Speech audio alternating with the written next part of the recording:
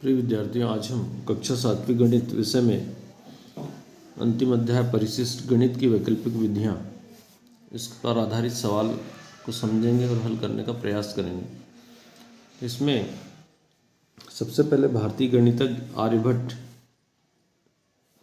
जी के बारे में दिया गया है और ये आप लोगों को एक प्रोजेक्ट कार्य में एक प्रश्न भी रहता है कि भारतीय गणितज्ञों के बारे में जानकारी लिखिए। तो उसमें इनके बारे में जो जानकारी दी गई है इसको हम वहाँ पर नोट कर सकते हैं। तो ये जो इसमें गणित की जो वैकल्पिक विधियाँ या वैदिक विधियाँ हैं कक्षा 7वीं और 8वीं दोनों के लिए इम्पॉर्टेंट है, क्योंकि 8वीं कक्षा में भी वैदिक विधियाँ पर आधारित सवाल उसमें हल करना है। तो यहाँ जो गणित की जो गणितज्ञों या भारतीय गणितज्ञों द्वारा प्राचीन समय में कुछ वैकल्पिक विधियों का उपयोग किया जाता था, तो जिसमें एक विधि है एक न्यूनेन पूर्वेण विधि।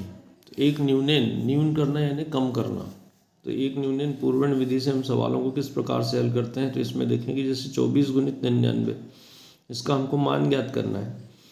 तो हम इसका जो बायां भाग है उत्तर का, मतलब यहाँ पर बायां भाग कैसे निकालेंगे, तो यहाँ 24 लिखा तो एक कम करेंगे तो 23 लिख दिया हमने, और इस 23 को फिर इसका जो दाहिना भाग निकालेंगे हम कि इन दोनों का गुणा करने पर बाएं की दो अंक संख्या कौन सी होगी, तो 24 है यहाँ, तो 23 आ जाएगा नीचे। और ये जो 23 है इसको 99 में से घटाना है।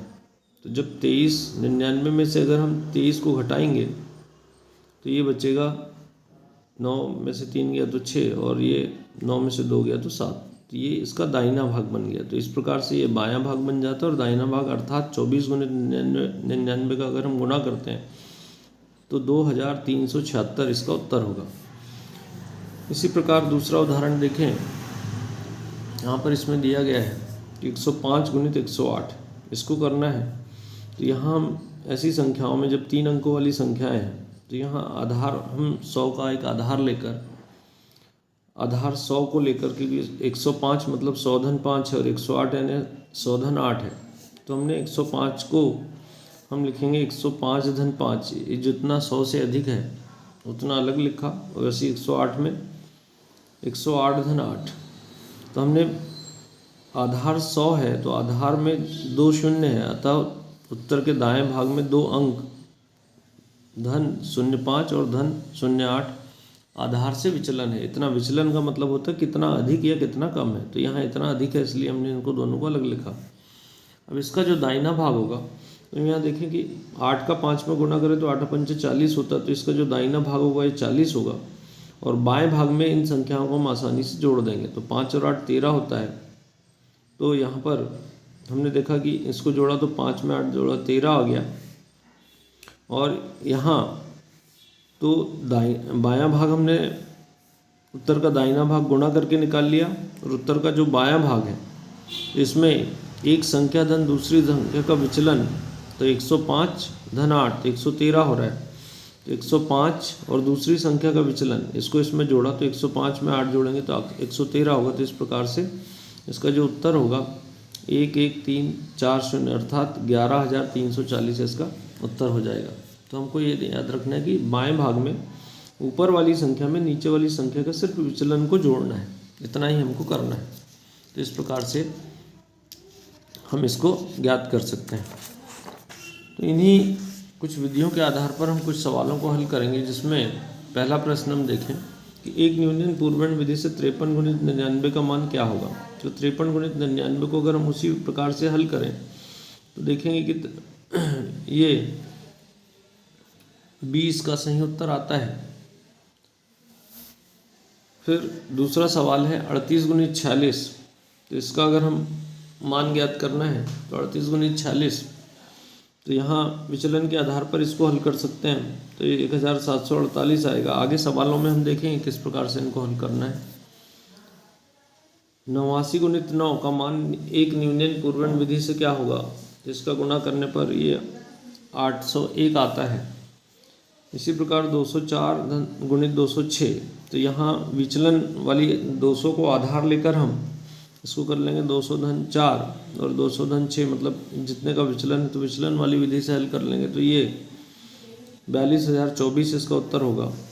पांचवा प्रश्न है कि पाई का मान होता है, पाई का मान 3.14 होता है। अब हम सवालों को देखते हैं। जैसे एक न्यूटन पूर्वण विधि का उपयोग करके 1692 गुणित 9999 का मान ज्ञात कीजिए। तो 1692 है, तो जैसे विधि का हमने बताया कि एक न्यूटन यानी एक कम करना है। 1692 है तो हमने नीचे बायां भाग क्या बन जाएगा, 2 में से 1 कम करेंगे तो 91, 1691 ये बायां भाग बन गया। और दाहिने भाग में हमको क्या करना है, जो 1691 इसको इस 9999 में से घटाएंगे। तो जब इसको घटाएंगे हम, तो घटाने पर ये आएगा 9 में से 1 गया 8, 9 में से 9 गया 0, 9 में से 6 गया 3, 9 में से 1 गया तो 8। इस प्रकार से ये बायां भाग और ये दाहिना भाग, अर्थात इन दोनों संख्याओं का गुणा करने पर ये इस प्रकार से ये संख्या आ जाएगी। तो इसी प्रकार हम अगला सवाल देखते हैं। 6893 गुणित 9999 का मान एक न्यूटन पूर्वण विधि से ज्ञात कीजिए। तो इसमें भी हम एक न्यूटन पूर्वण विधि से करना है। तो 6893 है तो हमने 1 कम किया, इसमें से तो 2 आ गया। तो 6892 इसका बायां भाग बन जाएगा।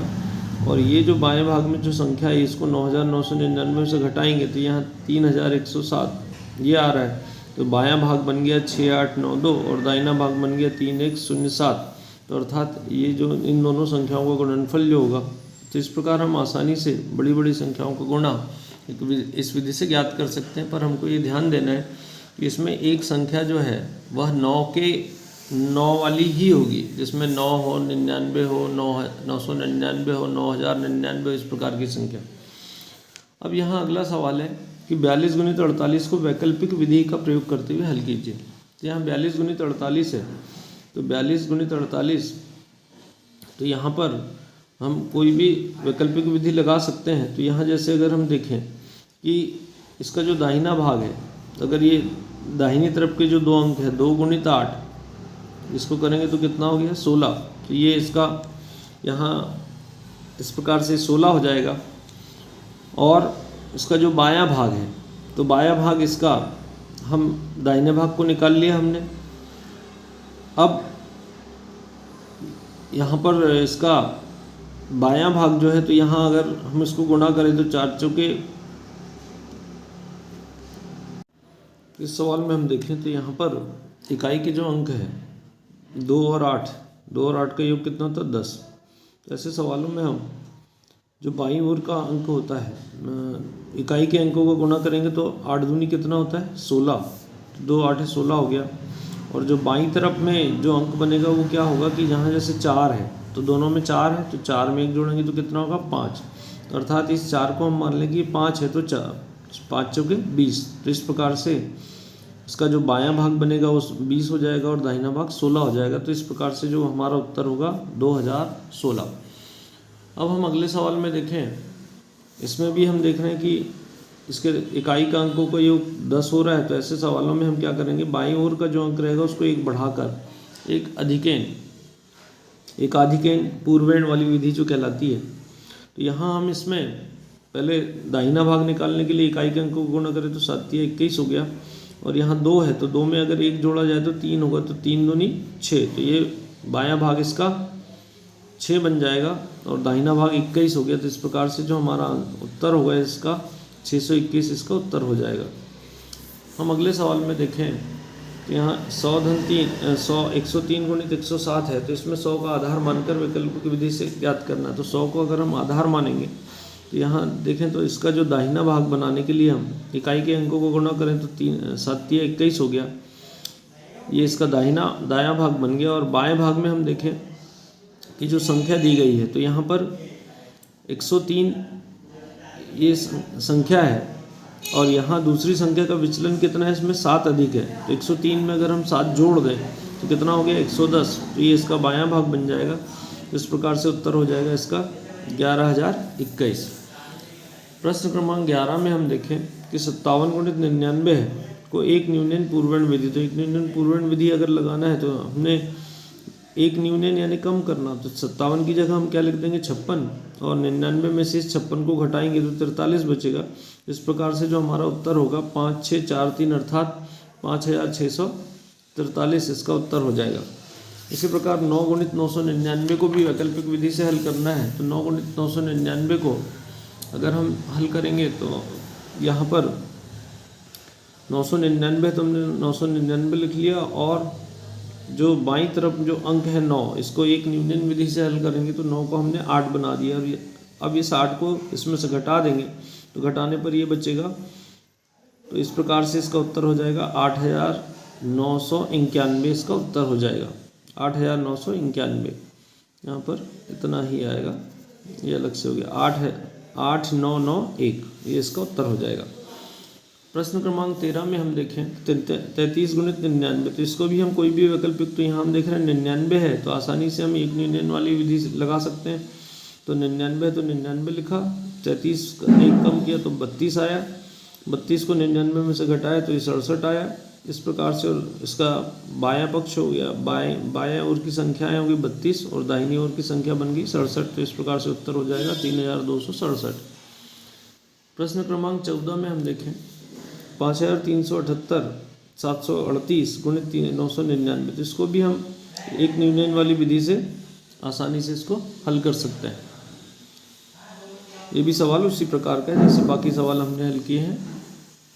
अब हम प्रश्न क्रमांक 15 को देखें तो इसमें 1075 गुणित 995 को आधार के निकट विधि का प्रयोग करते हुए हल कीजिए। तो आधार के निकट, तो यहाँ पे अगर हम देखें तो 995 जो है इसका आधार अगर हम 1000 लेते हैं, क्योंकि 1000 से 5 कम है और ये संख्या 1000 से 75 ज़्यादा है, तो अर्थात हमने 1000 को आधार लिया।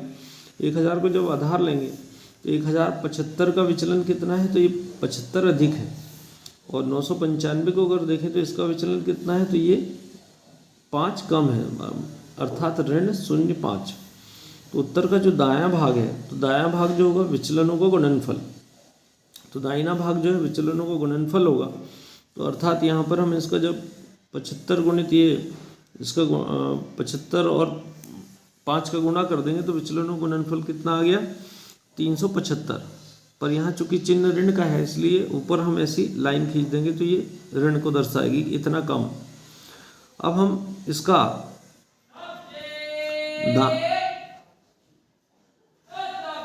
जो दायां भाग हमने निकाल लिया, इसके बाद बायां भाग, तो बायां भाग क्या करेंगे हम, 1075 है तो इसमें से 5 घटाएंगे, जितना ये यहाँ का जितना अंतर है, ऋण 5 है इसलिए 5 घटाया तो ये आ गया 1070। इस प्रकार से जो संख्या आएगी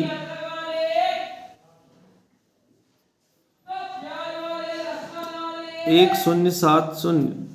अब यहाँ ये 3 है तो यहाँ हमने 3 शून्य लगा दिए और इसमें से जितना विचलन कम है उतना घटा दिया। तो इस प्रकार घटाने पर ये इकाई, दहाई, सैकड़ा, हजार, 10,000, लाख, 10,69,625 इसका उत्तर होगा। तो यही इसका सही उत्तर होगा 1069,625 इसका उत्तर हो जाएगा। तो सभी सवालों को बार बार हल कर लें और अच्छे से इसका प्रयास, अच्छे से इनको हल कर लें जिससे परीक्षा में सवाल आसानी से बन जाए। धन्यवाद।